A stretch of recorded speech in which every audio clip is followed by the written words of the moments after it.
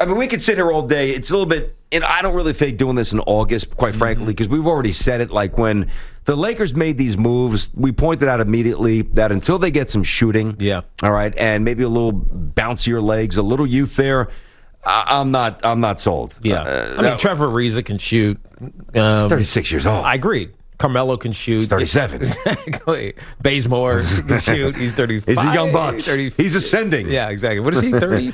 I think he's about 32, 30. Yeah. He's not quite as old as the other guys. Whatever. They've got 5 guys over the age of 35, which has never been the case in the NBA. And we talked about that. And we talked about this because they got Russ, who's one of the younger guys on the team at 32. But, this really caught my eye today. All right, so Carmelo Anthony, now you have to understand, I've had a very interesting relationship with the whole Carmelo Anthony dynamic. His detractors have always thought I've been a little bit too harsh in pointing out his deficiencies. I think Carmelo's a great person. I do. I've always said that. I think he's one of the best scorers in the history of the NBA. I've always said that as well. I'm not here to just unnecessarily throw shade at somebody, but especially somebody who's on my team, I'm going to analyze and tell it to you straight what I see. And my biggest gripe with Melo over the years was an aversion to defense, a ball stopper, a bit of a coach killer. I mean, there was a lot of negative things that came with the 25, 28, 30, 35, 40, 45-point outbursts. Yes. It is what it is. We all live that, all right? Denver fans went through it, just one Western Conference appearance. Knicks fans went through it, just one big season in 54 with the second-round ouster. That was the big season. But in totality, Carmelo's, again, one of the most gifted offensive players, certainly of my lifetime. And Carmelo said this, and I very rarely have to defend Carmelo because a lot of people do it for him, but I feel the need to do it here. He wrote, "This is the one thing I'm missing. It's the one thing that keeps me up at night and that motivates me because I don't have it." And Carmelo's talking about a championship. And George Karl, who coached him in Denver, we've had Coach on the show a lot. He's an outspoken, very direct, old school kind of person. He subtweeted SportsCenter's graphic and quote by Carmelo. And he wrote this, "And it kept our coaching staff up at night a decade ago when we were stressing the importance of team play and defense." Now, as I wrote, can't forget, he's got a laughing emoji too. Yeah, but nobody's interpreting that as humor. That is. But I think he is. He's trying to be humorous. Well, it's not hitting a funny bone. To me, it's hitting. Because of their history. This is somebody who wrote about Carmelo's immaturity and theorized that the reason Carmelo was so into the self-glorification and immature was because he didn't grow up with a dad. He put that in a book. I mean, that's what George Karl did. Yeah. I mean, that is just flat out raw. It's as low as you could go. Yeah, it's a low blow. In terms of trying to assess somebody's character. It's not Carmelo Anthony's fault that his dad wasn't around. That is ridiculous to write that. There's very little correlation. I agree. Because I didn't grow up with a dad, and I was as mature as some adults when I was 17 years old. And you have incredible character, as I've seen for 9 years, obviously. So I get it. I told Santa, I said, get Coach on the show today. Now, this is one of the few times that George Karl didn't respond. We've had him on a bunch, and not just for the book, other times, right? And I really wanted to challenge him today. I'd be respectful. He's older.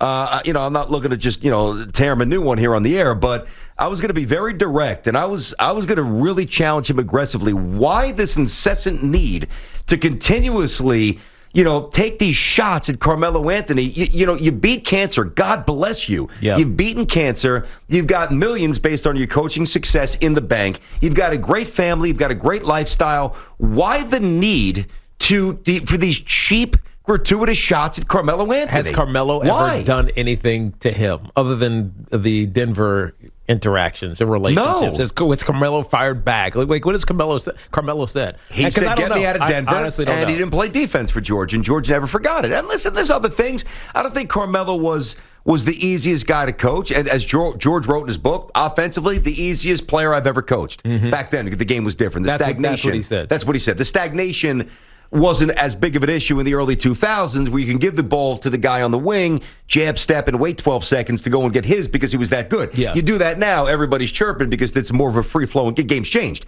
He was always quick to acknowledge his offensive acumen, his prowess, but it's bordering on weird now. Like, why George Karl, anytime there's something about Carmelo, he just pulled in like a magnet and he disses him. George Karl did not like coaching Carmelo Anthony. This cannot be interpreted as humor because of the things in his book and the other things he's said about Carmelo Anthony. Yeah, Come on, George. Look, I agree. You got to relax. I think Twitter lends itself to being a platform for snarkiness and people trying to make light of others, cut them down. You know what I mean? Like I don't know.